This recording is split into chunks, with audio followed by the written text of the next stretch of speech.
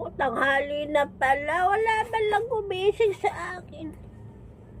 Pupunta ako pa si Tatay Digong sa Netherlands. Nagdadala ako ng mga pagkain niya tsaka mga ulam. Kasi sinangag lang palang kinain tsaka tinabay sa magapon.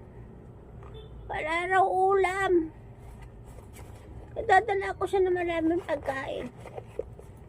Wala akong pera. Wala akong pera. Biyahe pa naman ako ng Netherlands ngayon. Kaya mapuntahan ko si Tatay Digong sa Netherlands. Pagdadala ko siya ng mga damit. Ulam, tsaka ano, pagdadala ko siya ng ulam, tsaka mga pagkain.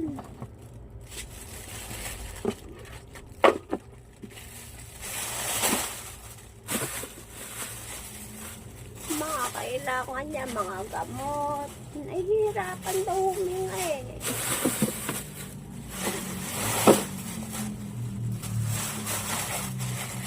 Sila muna pupunta pa ako ng Netherlands. Kasi kailangan mapuntaan si Tatay Digong kasi pala akong pera. Di ba? Maglalakad na lang yung lola nyo.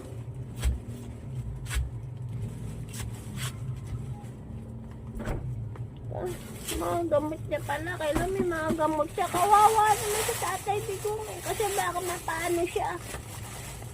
Alam mo, nag-worry ako kay Tatay Digong kasi baka mapano siya doon eh. Laging mabait siya sa atin, di ba?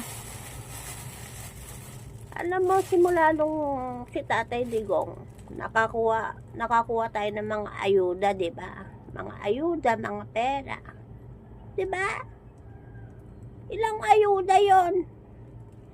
Mga pera. Madami ah.